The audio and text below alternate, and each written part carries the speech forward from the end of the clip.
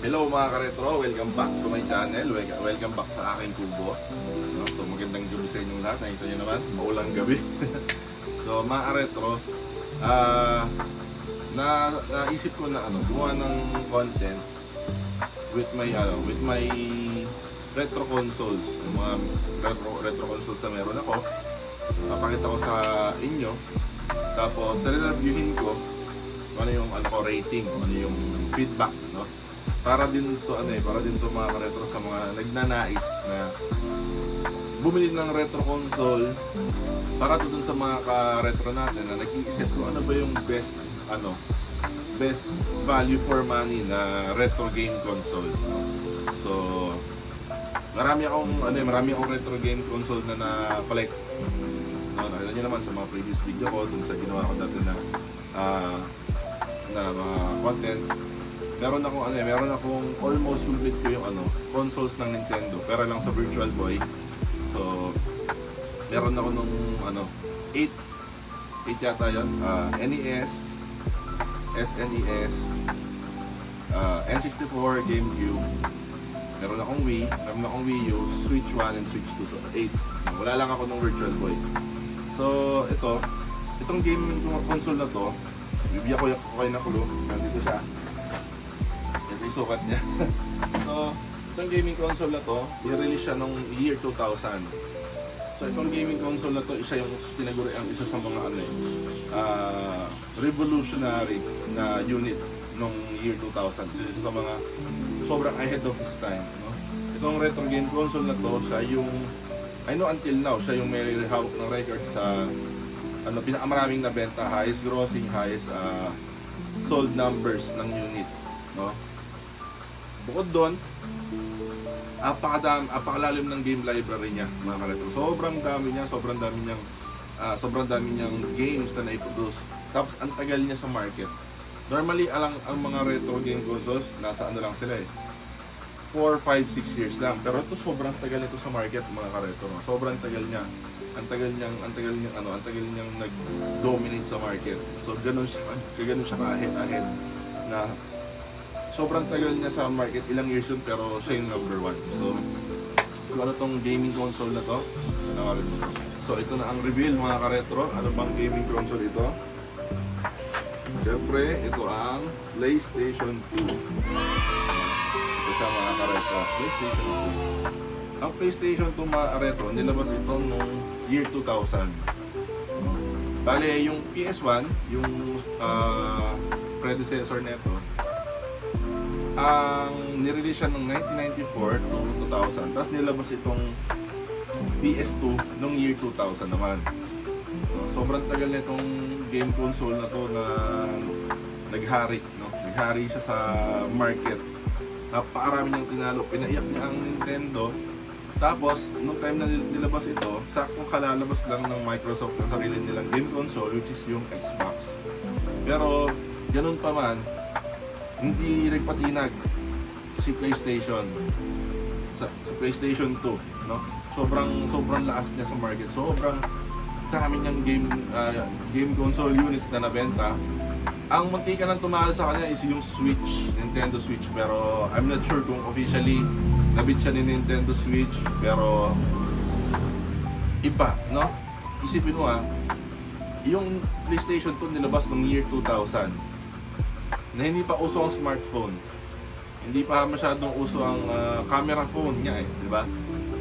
Puro mga basic phone lang ang meron tayo. Pero yung dami ng unit niya, kinailangan pang umabot ng year 2017 nung nirelease yung Switch hanggang year 2024.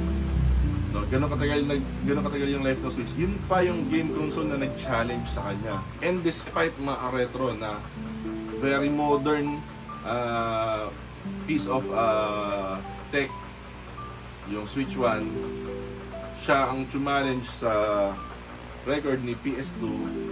Despite that, hindi pa rin niya nabit yung record ni PS2. Ganun katindi si PS2.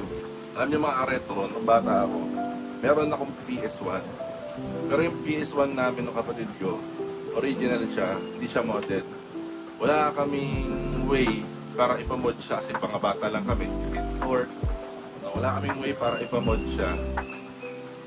By the way, grade 4 kami ng year 2000. Nung nilabas ito, doon pa lang kami nagkaroon ng PlayStation 1. No? So, hindi kami mga karetro, hindi kami financially troubled, hindi kami financially challenged, pero hindi rin kami financially free na gano'n. Nabigyan ng yung mga whim namin ng kapatid ko, bibila kami ng laruan na ganito kamahal ng mga magulang namin. So wala kaming luxury na gano'n. So nung bata ako, meron akong PS1, tapos yung mga friend ko, meron na silang PS2.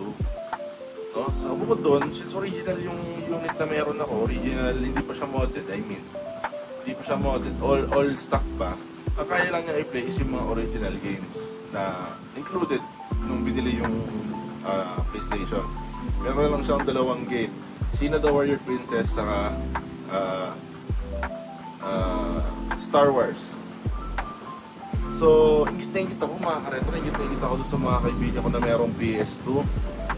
Kasi galing, pinag-uusapan na nila yung mga game na ganito-ganyan, pinag-uusapan na nila yung God of War, pinag-uusapan nila yung Grand Theft Auto. May mga game na sobrang pangarap lang sa PlayStation 1, no? So, itong gaming console na to, nagkaroon ako na to year 2024, mga retro, no? So, healing my inner child, no? So, di pa rin ang nagagawa ng adult money. So, in-choice ko to, mga karetro, binili ko siya. Puro na lang, very very affordable na lang. Kumbaga sobrang tanda na ng unit, pero regardless ng mga karetro, yung unit, tingnan mo naman, makinis na makinis pa. Yung logo niya intact na intact pa. Ayan, sobrang intact pa ng logo, walang basag. Andito pa yung mga rubber na footer, kung ano man tawag dyan. Yung sticker buo pa. So very well preserved, mga ka-retro, itong PS2 na unit na nagkaroon ako. So shoutout nga pala kay Retro Guild, no? Shoutout Sir Ed, sa kanya galing yung majority ng mga gaming consoles ko. Itong PS2, so sobrang daming unit ng nabenta niya. Sobrang daming unit sa market, sa second hand market, Facebook Marketplace, Carousel, sa mga pawn shop. Sobrang daming unit na nagkalat. So, yung difficulty na maka-score ka, na makabili ka ng PS2 ay yung difficulty napakababa. Yung chance na maka-score ka ng PS2 sobrang taas, no? So, para sa akin, dun pa lang. So hindi siya rare. Don't get me wrong, may mga rare na unit ng PS2, yung mga special edition. Pero kung pag-uusapan lang natin yung basic, ito fat model. Merong fat model, tapos merong slim. Gusto ko tong fat model kasi fan ako ng original release, yung unang-una. No? Saka something mas retro di ba? Mas retro kapag yung first edition na mayroon ka. So, itong PS2, hindi siya mahirap hanapin niya. So, hindi siya ganong kamahal. No? So, hindi siya ganong kung yung presyo sa kanya, yung rarity, hindi na siya kasama sa equation. Sobrang affordable niya. Hanggang ngayon, napakarami pa rin nagbibenta. Kung kilala niyo si Chairman Erwin sa Retro Gamer PH sa North Mall, lagi siyang, kung dito yung mga post niya, laging may PS2. Tapos yung PS2, hindi nagtatagal sa post, nabibili ka agad. Ganon ka daling ibenta ang PS2. So bakit nga ba? Bakit nga ba sobrang daling ibenta ni PS2? Kaya sabi ko nga, mura. Sobrang mura niya. Tapos in game wise, marami kang pwedeng gawin. Pwede mo siyang i-mod. Pwede mo i-mod yung yung kanyang lens para bumasa siya, or mod chip para bumasa siya ng ma-region unlock mo siya. Tapos pwede rin siya bumasa ng mga burn na disc. Tapos pwede ka rin kung for the sake of preserving the experience, bibili ka ng mga bibili ka pa rin ng original na games na nasa market na makikita mo, which is hindi rin siya ganun kahirap hanapin. Mura na lang, hindi na siya ganun kamahal kasi nga sobrang daling hanapin, hindi siya ganun apa. So sobrang dami nga ng unit, hindi siya rare, no? So meron ding way para ma-enjoy mo yung deep library ni PlayStation 2 is yung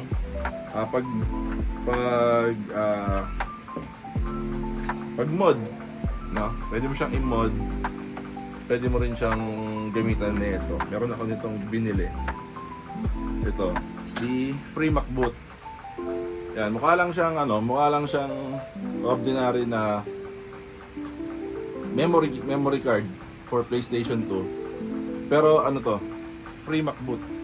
Meron siyang laman sa loob na software na kapag binut mo, nakasaksak siya kay PlayStation 2. Yan, pag nakasaksak siya kay PlayStation 2, tapos binut mo si PS2, siya yung unang babasahin. Kumbaga sa BIOS niya, ito yung unang niyang babasahin. Tapos magre-run si Free MacBoot. Then, kasama din ito, meron kang games. Meron kang games dito sa hard disk. Ang size nitong hard disk ko ay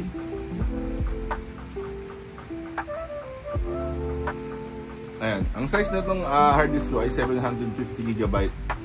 So, kung ilalagay mo rito yung mga old games nung year 2000 until doon sa lifetime ni PlayStation 2, ang dami mong malalagay dito. Kasi hindi naman gano'ng kalaki yung mga games ng PS2. Hindi siya gano'ng kabigat. So, for a 750 GB hard disk, ang dami niyang laman. So, ayun, sasaksak mo lang dito. Sasaksak mo lang yung hard disk. Ayan, yung hard disk. Ayan. Sasaksak mo lang siya dito, dun sa USB port. Ayan. Saka mo siya ngayon i-run. Saka mo siya ngayon i-run dun sa ibuboot. Tapos maglo-load na siya. So, papakita ko nga lang pala yung unit ko. Itong unit ko, mga ka-retro. Ayan. Kung nakikita nyo rito, ayan o. NTSC-UC. USA, ano siya mga ka-retro? USA region. So, medyo maselan kasi ang mga ka-retro. Medyo maselan ng USA. Puro USA lang na original disc ang babasahin niya. Ganon din ang Japan, original Japan lang. Ang medyo maganda lang na makuha ng unit na ganito yung PAL or Europe. Kasi yung PAL or Europe, babasahin niya yung PAL na games at US, babasahin din niya. No, mas free. So nga pala mga ka-retro, i-ano ko lang din, dadagdag ko lang din, no? Kita nyo to? Kalagay expansion bay. So sobrang ahead talaga sa time itong PlayStation. Itong bay na to, pwede mo siyang saksakan nung peripheral na pwede kang maglagay ng hard disk para hindi siya ganito nakasaksak sa USB port. Instead, isasaksak mo yung pinaka hard disk doon sa peripheral, tapos ipapasak mo siya rito para seamless yung dating. At itong port na to, pwede rin siyang saksakan nung binibili na peripheral na para pwede kang mag-play online, no? Yung LAN port, pwede mo rin siyang lagyan, no?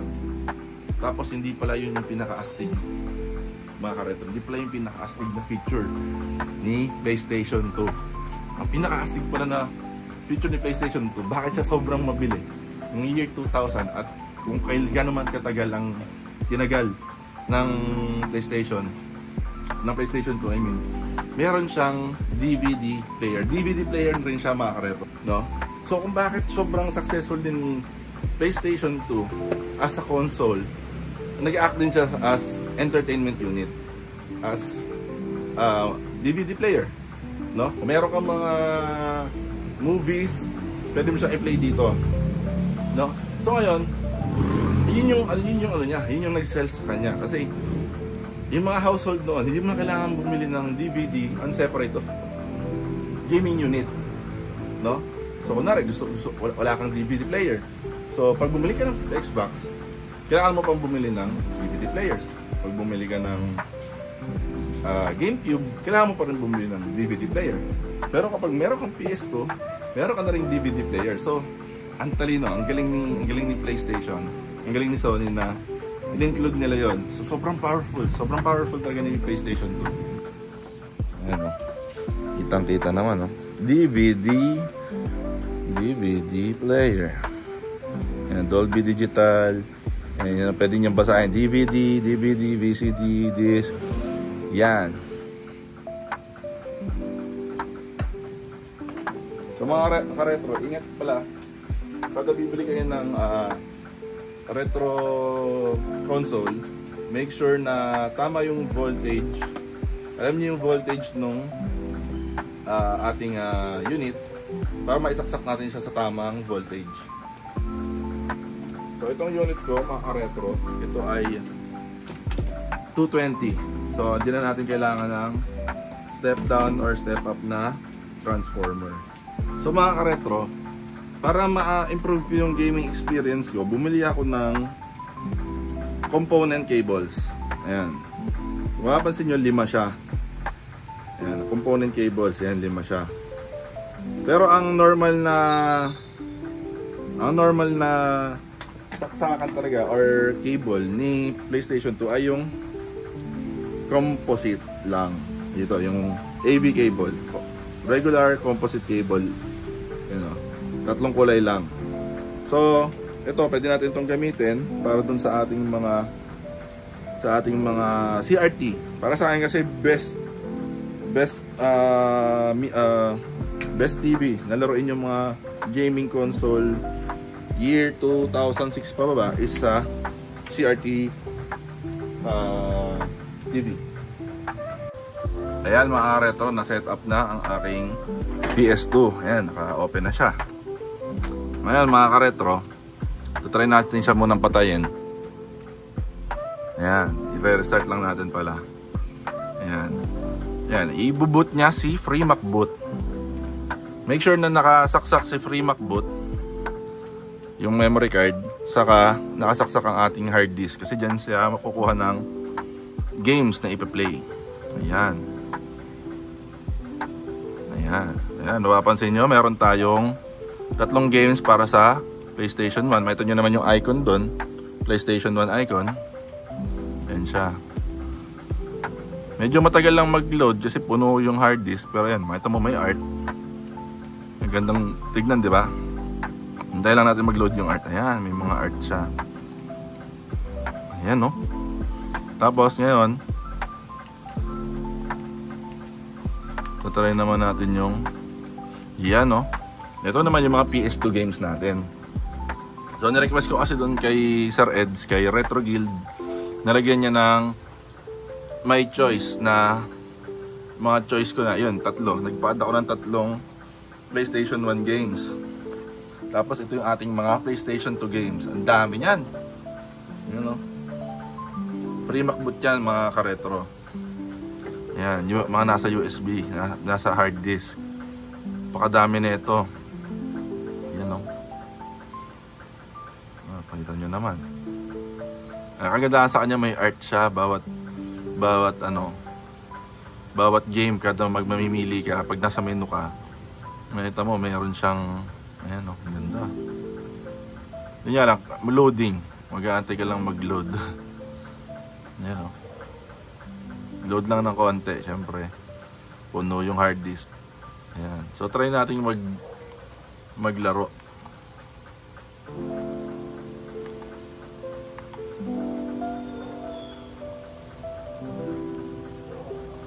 Nung bata ako, yun nga, lagi ko nasasabi na isa to sa mga pinangarap kong game console, yung PS2, pero hindi ako nagkaroon, no? So try natin laruin yung game na lagi kong naririnig, pero hindi ko siya nalalaro kasi wala nga akong ganun, which is yung eto, God of War.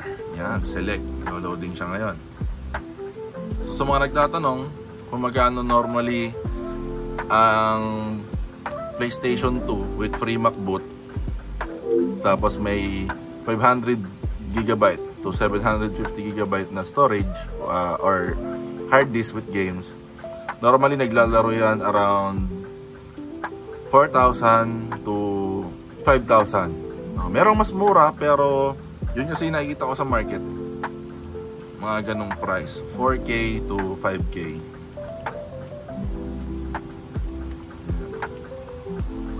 CRT. Itong ano, yun, yan na siya.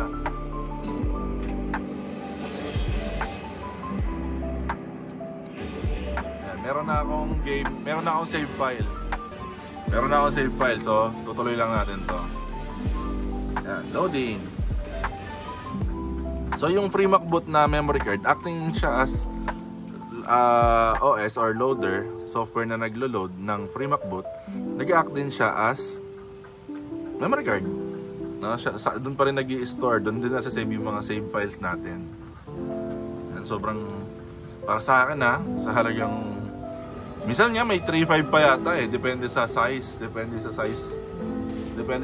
ni ano ng memory card or ng hard disk.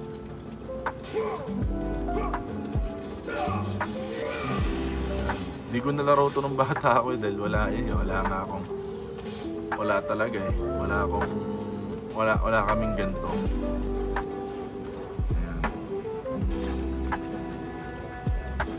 Ayan siya. So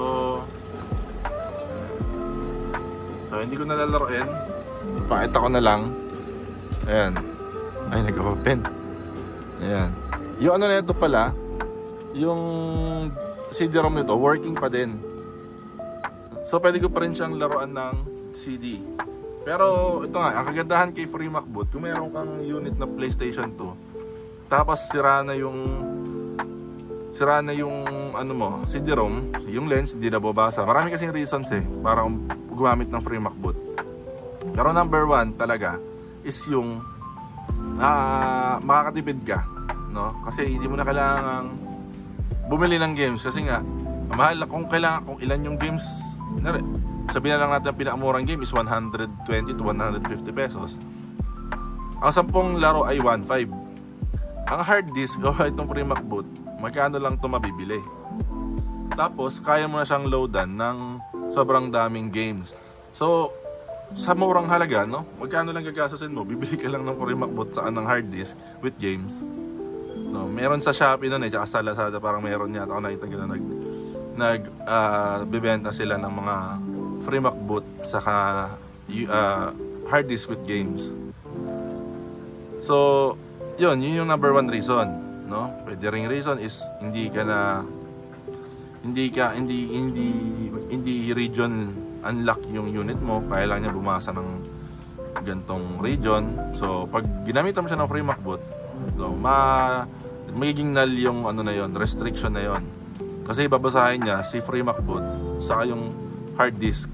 So yun nga. Next is yung kagaya na nasabi ko, kapag sira na yung iyong CD-ROM, yung lens, hindi na babasa ng CD yung iyong unit, FreeMac boot is the key, no? So ang ganda kay FreeMac boot mga ka-retro, hindi siya sinosolder, no? Hindi siya hardware modification. Parang ano lang siya, peripheral para i-manipulate yung BIOS.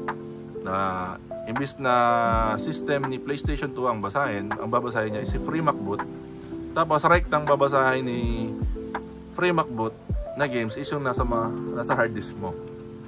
So pwedeng hard disk, pwedeng USB, no? Basta dyan mo pa rin siya i-input sa sa USB port or dun sa likod kung meron ka ng peripheral para isaksak siya sa likod. So ngayon, itong setup natin mga ka-retro, ang limitation lang na nakikita ko rito dito sa current na to is yung kanyang graphics, yung kanyang quality ng graphics, no? Kasi naka CRT nga tayo, but may solution dyan, no mga ka-retro. Kaya pinakita ko, meron tayong component cable. Yan. Gusto ko sanang laruin to dun sa TV ko kasi may bago akong TV sa bahay. Ang problema lang, yung bagong TV wala na siyang AV port, wala na siyang ganito, puro ano na lang siya, HDMI, no? So merong HDMI, AV to HDMI na nabibili, pero kasi gusto kong 100% ma-experience yung kung paano siya nilalaro dati, no? So sana magkaroon ako ng gaming room, magkaroon ako ng space sa bahay. Tapos doon ko ilalagay itong CRT na to. Tapos yung isa kong TV na nasira, sana mapaayos ko. Mga ano rin din yan, mga 46 inch, no. Maganda rin siyang laruan kasi marami akong games or consoles na nag-run or operate through AV and composite and component cables. Meron akong Wii, meron akong GameCube, PlayStation 1, NES, Super Nintendo. Yung Wii U, yan, mga ano na yan. Pagpasok ng Wii U, Switch, tsaka Switch to, mga ano na sila, mga HDMI na. So, ito, tatry natin to doon sa kabilang TV, itong component. Ayan mga ka-retro, kita nyo naman. Ayan. Tabi natin si PS to, para kita. Ayan. Ang ganda. Ayan. Mas malinaw siya. Bukod sa yung TV natin, mga ka-retro, mas modern. Naka-ano na siya. Naka-component cable. Yung 5 ang kulay. Kasi kapag regular AV cable lang, which is yung composite, 3 lang siya. No, mas quality kapag ang ginamit natin is yung component cable. Nabili ko yata yung component cable sa halagang 250. No? So, capable or kaya ni PS2 gumamit ng component cable. Pero natry ko sa PlayStation 1, hindi kaya eh. So, hindi niya kaya sa PlayStation 1. PlayStation 2 kaya niya. Yan. Ganda na itong games na to. So, try natin uli. Try natin uli yung God of War. Para makita yung quality and difference in quality. So, nagigets ko naman na yung ginamit nating cable kanina is yung composite. Pero sa CRT natin ginamit at ito sa mas modern na TV. Pero iba pa rin eh. Iba pa rin yung component cable. Kahit sa Wii, yung Wii ko, ginamit ako ng component cable yun from AV regular composite to component. Iba talaga, iba yung ano niya, iba yung quality. So kung matapos to game na to, matry, no? Kagaya sabi ko, healing my inner childhood.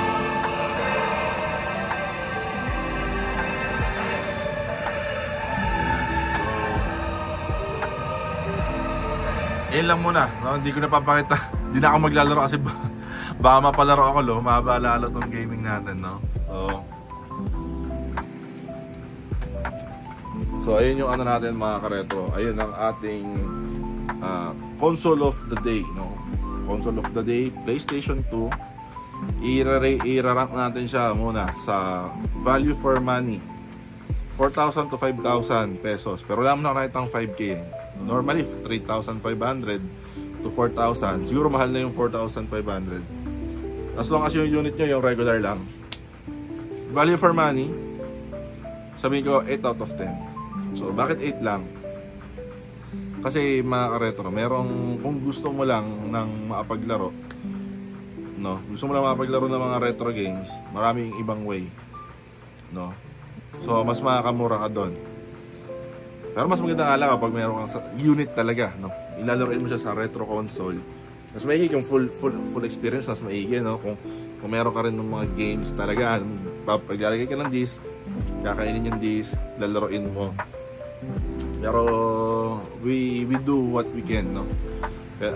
Kung ano yung meron tayo, work around lang natin, no? Kung wala talaga, no? Kasi hindi rin ako matyaga maghanap ng mga US games. Tingin ako ng mga US games.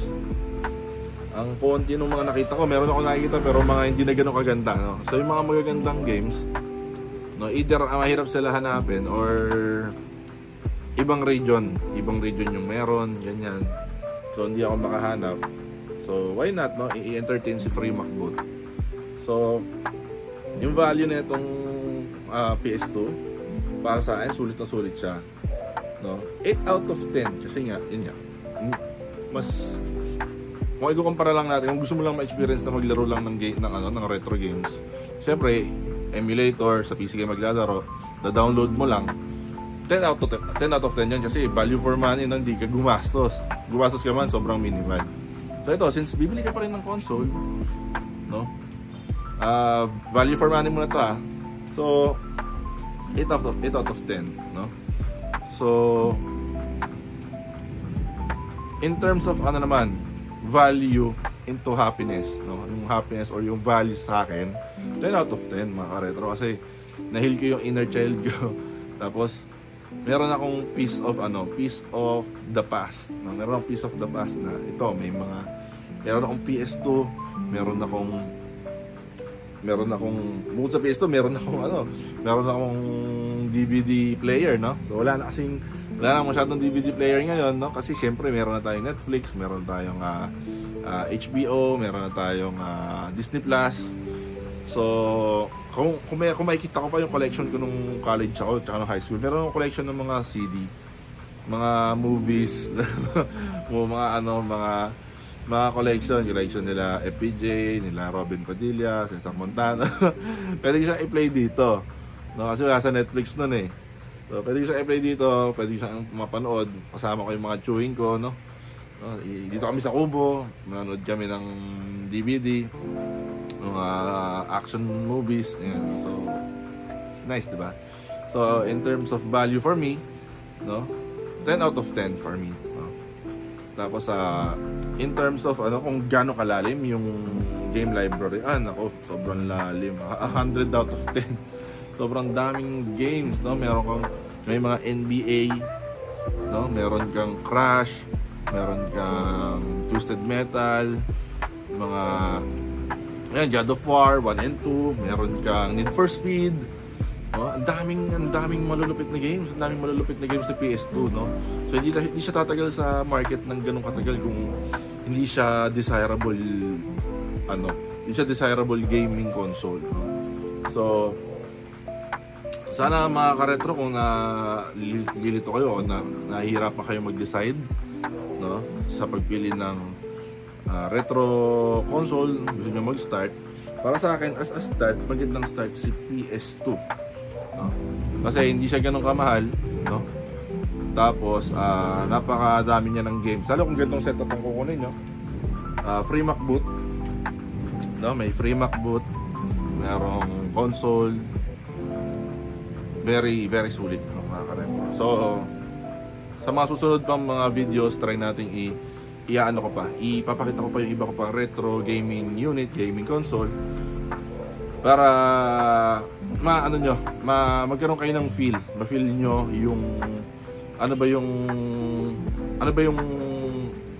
what is it like, no, pag bumili kayo ng ganitong klase ng console, no? Para hindi kayo mahirapan na mag-decide na baka binili nyo tapos hindi nyo pala gusto. At least dito, no, mga ka-retro, magkakaroon ka ng better idea, no? Magkakaroon ng better idea ano yung mga pwede mong options, no? So kung nagustuhan mo tong video na to, please hit that like button, subscribe kung hindi ka pa nakasubscribe, comment down below kung ano pa yung console na gusto nyo i-review natin next. Kung meron ako, i-review natin yan. Kung wala, pag nagkaroon, no?